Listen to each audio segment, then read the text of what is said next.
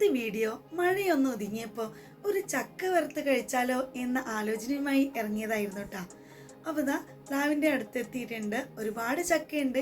നമ്മുടെ വീട്ടിൽ തൊടിയിലുള്ള ചക്കയാണ് കേട്ടോ. എന്തായാലും നമ്മളൊരു ചക്ക അറുക്കുന്നുണ്ട്. അങ്ങനെ ഇതാ മോള് കാണിച്ചെന്ന ചക്കനെ നമ്മൾ അറുത്തിട്ടുണ്ട് കേട്ടോ. അങ്ങനെ അറുത്ത് വീട്ടിൽ എത്തിയതിന് ശേഷം നമ്മൾ ചക്ക ഒന്ന് കട്ട് ചെയ്തെടുക്കുന്നുണ്ട്. ചക്ക കട്ട് ചെയ്തതിന് ശേഷം ചുളമൊക്കെ പറിച്ചിട്ട് ഇതുപോലെ വെച്ചിട്ടുണ്ട്. ഇനി ഇതിൻ്റെ ചവണി അതുപോലെ തന്നെ ഉള്ളിലുള്ള കുരുവൊക്കെ മാറ്റിയതിന് ശേഷം നീളത്തിലൊന്ന് അരിഞ്ഞെടുത്തിട്ടുണ്ട്. നമ്മൾ ചക്കയുടെ പകുതി പോർഷനാണ് എടുത്തിട്ടുള്ളത് കേട്ടോ. ഇനി അതിലേക്ക് ഒരു മഞ്ഞൾ വെള്ളം, ഉപ്പും മഞ്ഞളും കൂടി മിക്സ് ചെയ്തൊരു വെള്ളം വേണം.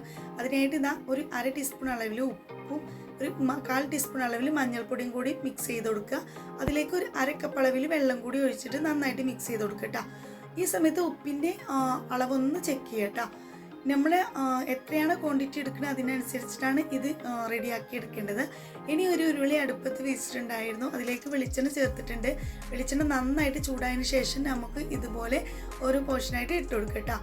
ഒരുപാട് ഇട്ട് കൊടുക്കേണ്ട ആവശ്യമൊന്നുമില്ല. എണ്ണയിനേക്കാളും കുറച്ച് കുറവിൽ തന്നെയാണ് നമ്മൾ ചക്ക ഇട്ട് കൊടുക്കേണ്ടത്.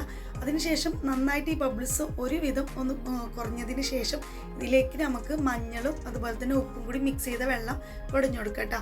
ഈ കുടഞ്ഞെടുത്തേക്ക് തന്നെ ഇളക്കിയെടുക്കരുത്. അത് ഒരു 2 മിനിറ്റ് ഇതേപോലെ തന്നെ വെച്ച് കൊടുക്കുക. ഇപ്പോൾ ഉള്ളത് ഹൈ ഫ്ലെയിമിലാണ്. ഇനി ഫ്ലെയിം ഒന്ന് മീഡിയത്തിലേക്ക് ആക്കിയതിന് ശേഷം നമുക്ക് ഇതെല്ലാം കൂടി നന്നായിട്ടൊന്ന് മിക്സ് ചെയ്ത് കൊടുക്കാം. ഇങ്ങനെ മിക്സ് ചെയ്ത് കൊടുക്കുന്ന സമയത്ത് നമ്മൾ ഉപ്പും മഞ്ഞളും എല്ലാ ചക്കയുടെ ഭാഗത്തും എത്തും. അതിനാണ് ഇങ്ങനെ മിക്സ് ചെയ്ത് കൊടുക്കുന്നത് കേട്ടോ. അപ്പോൾ ഇതുപോലെ ഇങ്ങനെ മിക്സ് ചെയ്ത് കൊടുത്തതിന് ശേഷം നമുക്ക് ഇടയ്ക്കിടയ്ക്ക് ഇളക്കി കൊടുത്തതിന് ശേഷം നമുക്കിതൊന്ന് പെട്ടെന്ന് വറുത്തെടുക്കാം.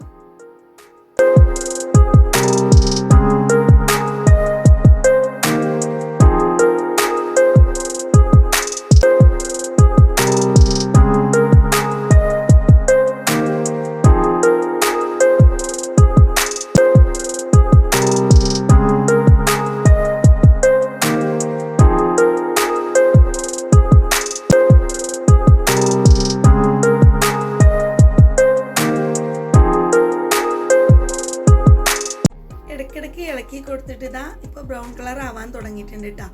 നിങ്ങൾ എപ്പോഴും കനം കുറച്ചിട്ട് തന്നെ കട്ട് ചെയ്യാൻ ശ്രദ്ധിക്കുക.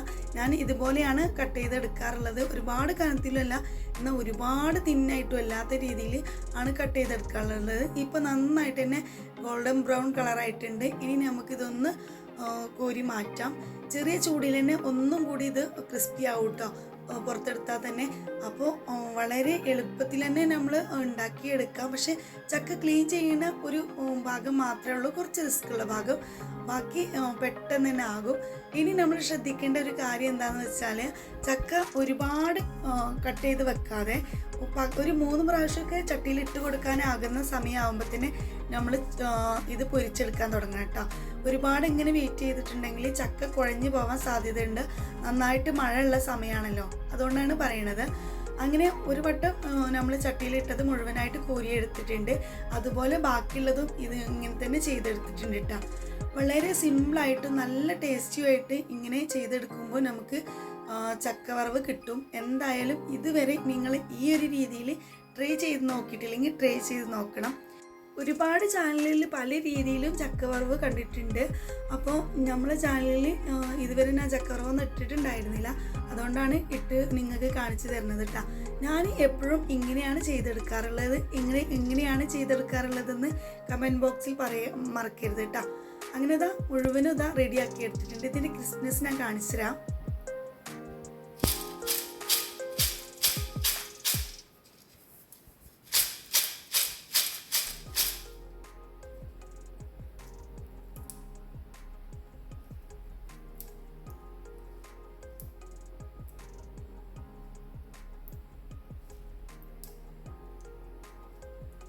ഇതുപോലെ നല്ല ക്രിസ്പി ആയിട്ട് തന്നെ നമുക്ക് കിട്ടിയിട്ടുണ്ട്. തീർച്ചയായിട്ടും ഒരു വട്ടമെങ്കിലും ഇങ്ങനെയൊന്ന് ഉണ്ടാക്കി നോക്കൂ.